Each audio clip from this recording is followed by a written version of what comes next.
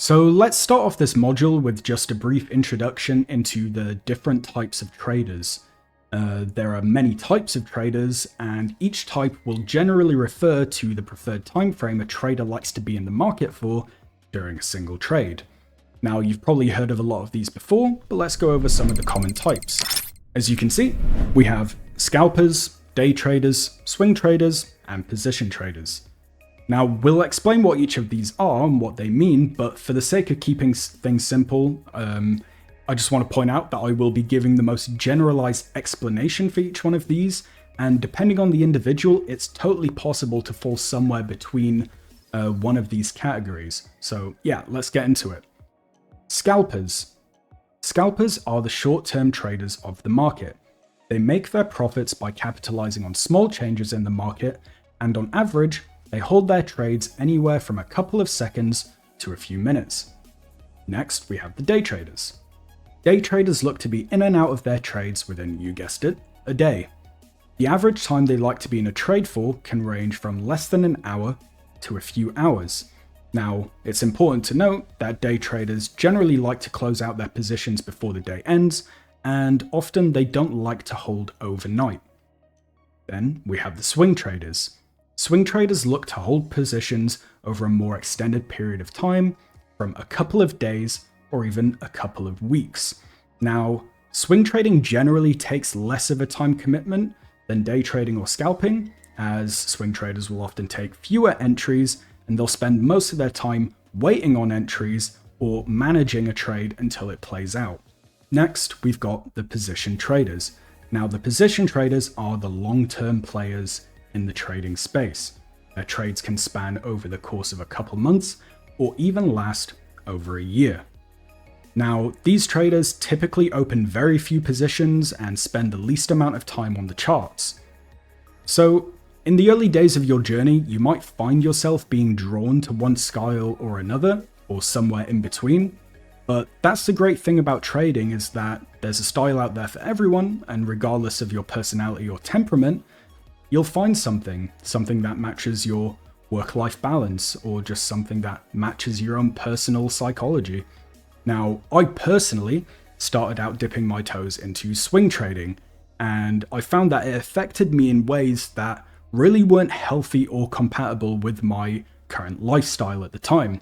And I found that I didn't have the self-control to not wake up 5 times in the middle of the night and check my phone to see how my trades were doing.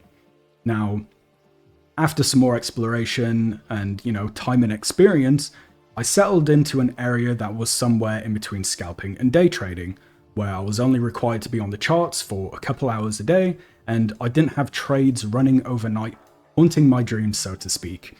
So yeah, this might not be a problem for you, but my point is that everyone's different, and there's always a style of trading for you. So just enjoy the journey and explore a lot of these options and just see where you land. So for this section, I want to give a brief introduction into the different types of analysis that we have to assess the market. We have something called technical analysis. We also have something called fundamental analysis. So both are important, but generally most traders will tend to rely on one more than the other. So let's dig into them both and understand what both of them are. So first off, we have technical analysis. So what is it? Technical analysis is the idea that we can look at the history of previous price action and use this to identify patterns that help us determine where price is most likely to go next. So the simple idea behind this is that price shows us everything that we need to know about the market. The charts will tell us almost everything, and all the fundamental information, such as news events and economic situations, are reflected in the price action that we see on the chart. So technical analysis has a few basic key concepts, which we will go into detail in later modules, but these are basically, they include and are not limited to candlestick charts, support and resistance, trend lines, and indicators. So if we just switch over to charts real quick, I can just give us a very quick example. So An example of technical analysis could just be the following. So we see that we have a zone here on this currency pair where price has repeatedly gone into and given us a reaction. This zone here is where price is broken above, and every single time that it's come back down in the past, it's given us a move to the upside.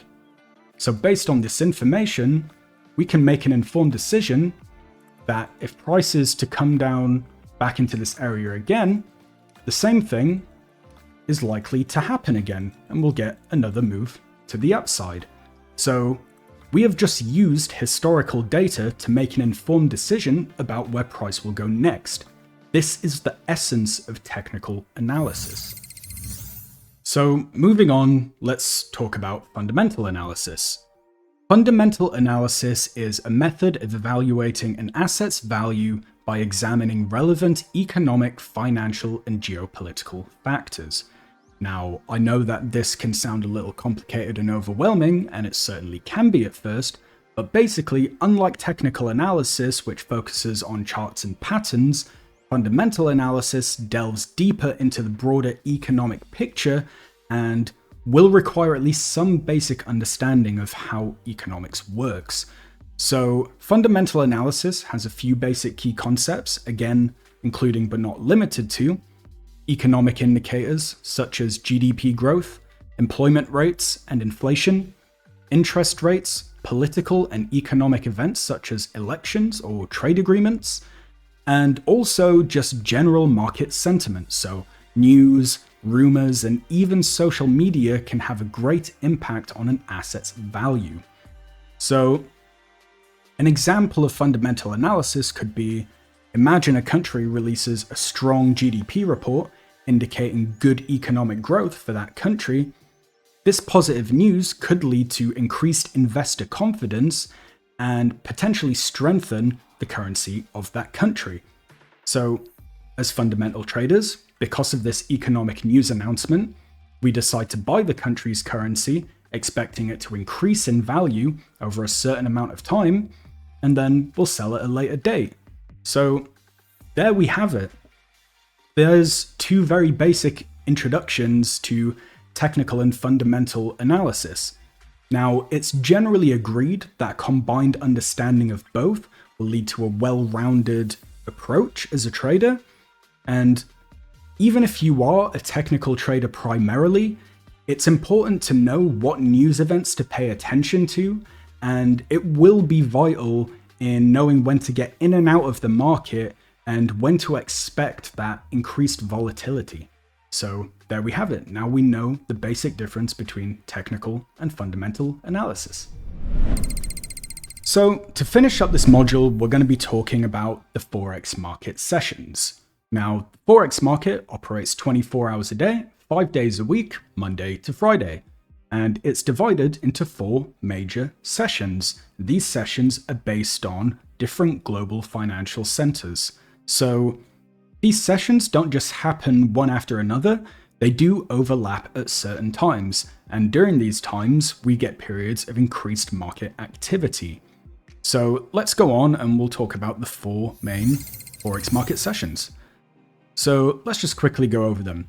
First off, we have the Sydney session from 10 PM till 7 AM GMT.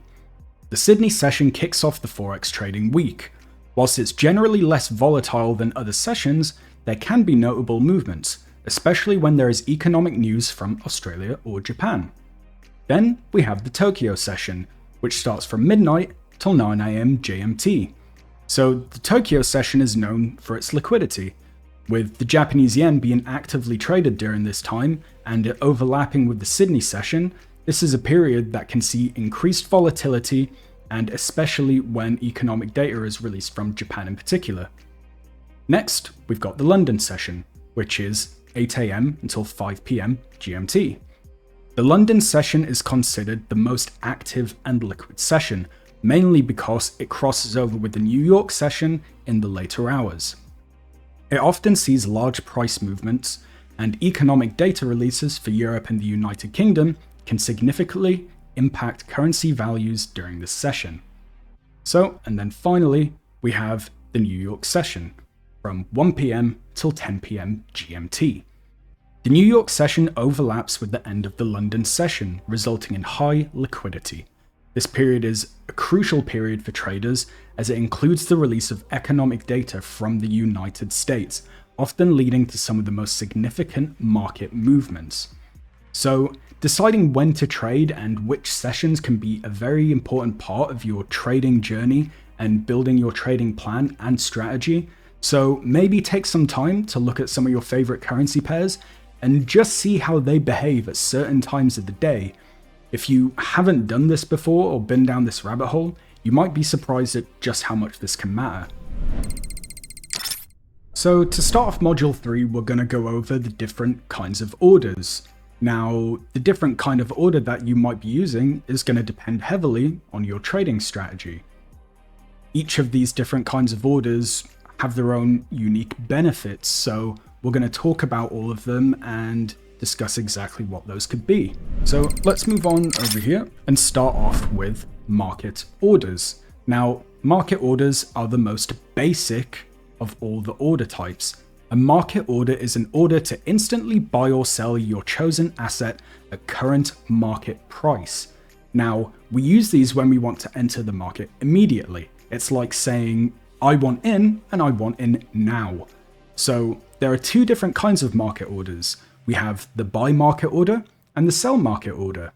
A buy market order is placed when you believe that the price of a currency pair will go up. Conversely, a sell market order is used when you believe that the price of a currency pair will go down. Now, in conclusion, the market orders are the go-to choice for many traders due to their simplicity and speed. They are perfect for entering or exiting trades swiftly and instantly. So next, let's have a look at pending orders. There are a few different kinds of pending orders, and we will go into examples at a later time, but quickly, let's just go over the different types and understand what they mean. So first off, pending order is an instruction to open a position when market reaches a specific price level at a later time. So unlike market orders that are executed instantly at the current market price, pending orders allow you to plan your trades in advance, and when price reaches that desired level, it will enter you into your trade automatically. So again, there are several types of pending orders, each serving a different purpose. Let's have a look at them. So as you can see, we've got buy limits, sell limits, buy stops, and sell stops. A buy limit order is used when you want to enter the market at a lower price in anticipation of a reversal to take a buy. So this will wait for price to go down to your chosen point, and it will enter you into the market at that time and claim profits as price reverses from this level and goes back up. Then we have the sell limit, which is the same as the buy limit, but for the opposite direction. We use this when we want to enter the market at a higher than current price in anticipation of, again, a reversal to take a sell. So this will wait for price to go up to your chosen point, enter you into the market at that time, and then claim profits as price reverses from that level and goes back down. Then we have buy stops. So a buy stop is used when we want to enter market at a higher than current price, expecting it to continue to go higher. So where the buy limit is expecting a reversal at the level that you choose, a buy stop is expecting price to continue going in the direction that it's already going in. So these types of orders are commonly used by people who trade breakout strategies, basically speculating that if price breaks past a certain level, it will continue to keep going in the same direction. And then of course we have the sell stop, which again is similar to the buy stop, but for the opposite direction. We use this when we want to enter the market at a lower than current price, but we're expecting it to continue to go lower. So let's move on and just take a look at some examples for each of those. So let's start off with a quick and easy example of when we might use a buy limit order. So remember, a buy limit order is used when we want to enter the market at a lower than current price, and then we're anticipating that once it gets to that level, price will reverse, and continue to go up. So in this example over here, we can see that I have this support area marked from an earlier example. This is an area where I'm expecting price to reverse its direction. So because of that, I will set a buy limit at this level here. And then when price reaches that level, I will be automatically entered into the market. And as price goes up, I will claim my profits. So that is when I would use a buy limit order, when I'm expecting a move like this to happen. The benefit to this, obviously, is that I don't have to sit there and stare at the charts and wait for price to get to this area so that I can do a market order. I can just set my limit order, step away from the screen, and then when price gets to that level, I'll be automatically in the trade. So next, let's just go over an example of a sell limit. So again, this is the same as the buy limit, but it's for the opposite direction. We're using this when we want to enter the market at a higher than current price because we're anticipating that a reversal is about to take place.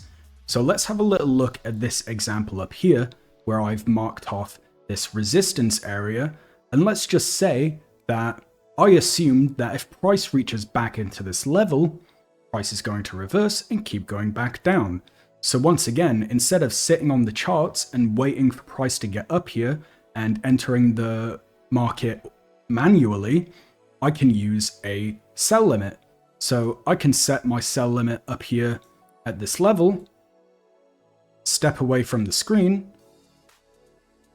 and then as price comes up, it will trigger my sell limit, automatically enter me into the market, and it will claim my profits as price goes back down. So there's an example of when we would use a sell limit order. So now let's go over when we might want to use a buy stop.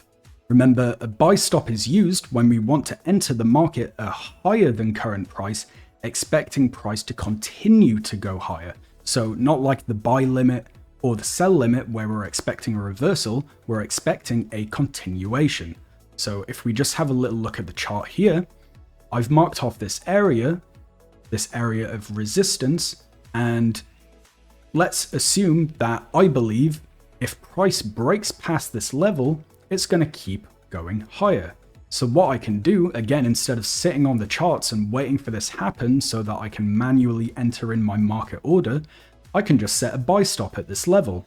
So I set a buy stop up here above these levels, and then market will have executed me as soon as we get to the level, and I will take my profits as price goes up. So this is an example of when we would use a buy stop. I'm expecting price that if it breaks a certain level, it will continue to keep going in its direction. Finally, let's just do a very quick example of when we might use a sell stop. So again, similar to the buy stop, but for the opposite direction. We're using this when we want to enter the market at a lower than current price, but we're expecting price to keep going lower. So in this example, I've marked off this support area here. And again, let's assume that I believe if price breaks this level, then price will continue to go lower. So in this case, I can use a sell stop to automatically enter me into this trade if this happens. So I set my sell stop around this level. Price moves, enters me in at this level and takes my profits as it continues to go on the way down. So there you have it. There's an example where we might use a sell stop. So now that we've been through some examples and we understand what the different kinds of pending orders are, you can probably gather that there are several advantages to pending orders. They allow you to automate your trading strategy, ensure that you enter the market at precisely the right time, and they can even help you manage your trades even when you're not actively monitoring the market. So there we have it. Those are the different types of orders. You probably already gathered how, these can play into different kinds of trading strategies, and you probably already have an idea of what you think might work for you. But these are the tools that we have, and it's up to you to explore those. So let's move on to the next part. So in this next section, we're just going to be getting a basic understanding of what are pips and lots, and then later on we're going to talk about why it's important to understand them. So let's just move on straight into it. So what is a pip? Pip stands for percentage in point, or price interest point, and it's the standard unit of movement in the Forex market. Now, a pip is the smallest price move that a given exchange rate can make. So for most currency pairs, a pip is typically expressed as a standard movement of 0.0001, the fourth decimal place. Now we do have an exception, which is for Japanese pairs, pairs involving the Japanese yen. So a pip on a Japanese yen pair is usually represented as 0.01, the second decimal place. So if we just take a quick look at these examples I've made down below, over here we have a non-Japanese pair. As we can see, the fourth decimal place is a pip. So if this price was to say change from 1.0774 up to 1.0775, then we know that price has gone up by 1 pip. Then over here, if we look at the JPY pair, which as we said earlier, a pip is the second decimal place, we could say that if price changed from 161.91 up to say 161.93, we know that price has gone up by 2 pips.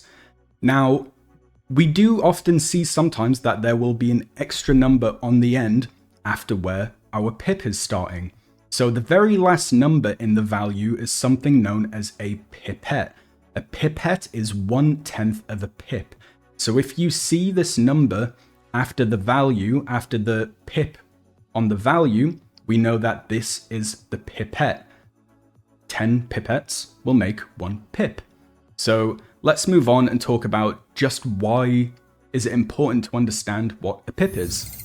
So why do we need to know what a pip is? Well, understanding pips is crucial for determining potential profits or losses. When the market is moving up or down, understanding pips will be very important for traders that want to make informed decisions, especially when it comes to risk management. So by understanding the value of a pip, we can know ahead of time what our potential profit or loss will be for a specific trade. Now, we can't know how a market move of a certain amount of pips will affect us until we understand something called lots. So let's move on to the next section and talk about lots. So what is a lot? A lot is the measurement we use to quantify our order size of an asset when we buy or sell. So for example, when purchasing Euro USD, one of the questions we have to ask ourselves is, well, how much Euro USD do I want to purchase? And this is where lot size comes in. So there are 3 main types of lots. We have the standard lot, a mini lot, and a micro lot. Now, the standard lot represents 100,000 units of a currency. And when we express this as a value, when you go to say MetaTrader, your platform, and you type in your volume size for your trade, you will put in 1 lot. So 1.0 lots equals 1 standard lot, which is 100,000 units of a currency. Then we have 0.1 lots, which is a mini lot, which is equal to 10,000 units of a currency. Then we have 0.01 lots, which on most platforms is the smallest volume you can purchase of an asset. That is a micro lot, or 1,000 units of a currency. So your choice of lot size will depend on your risk tolerance and the size of your trading account. Now, again, let's move on and understand why do we need to know what a lot is. So once again, just like the pip, understanding lots is crucial for calculating profits or losses. So the value of a pip, which is the smallest price move a currency pair can make, will vary based on the lot size that you choose. Larger lot sizes means more significant profits or loss per pip movement. Therefore, of course, lots will play a crucial role in your risk management. By carefully selecting your lot size, you can control the amount of money you're willing to risk on a trade helping you to protect your capital and trade responsibly. So now that we know what a pip is and what a lot is, I just want to go over a quick example to show you when these would come into play when you're making a trade, and just show you how in real time how the lot size will affect the value of a pip. So up here I have something called a position size calculator. Now a position size calculator is what we use when we want to find the correct lot size to manage our risk. So let's say, for example, that I'm trading Euro USD, my account balance is in USD, and I have a $10,000 trading account. So I set up my trade, and let's say it's a 10 pip stop loss with a 20 pip take profit. So a standard 2 risk to reward trade. So I know that I want to risk 1%. I have a $10,000 account. I want to risk 1%, and the stop loss size that I'm using is 10 pips. Now, I need to find the correct lot size to use when entering my trade to make sure that 10 pips is going to equal 1% risk of my account. And there is, of course, a manual formula to do this, but just to keep things simple, let's just use this position size calculator. So I've put in everything that I need to put in here. $10,000 account size, I want to risk 1%, my stop loss is 10 pips, and then we hit calculate, and it gives me a sizing of 1 lot.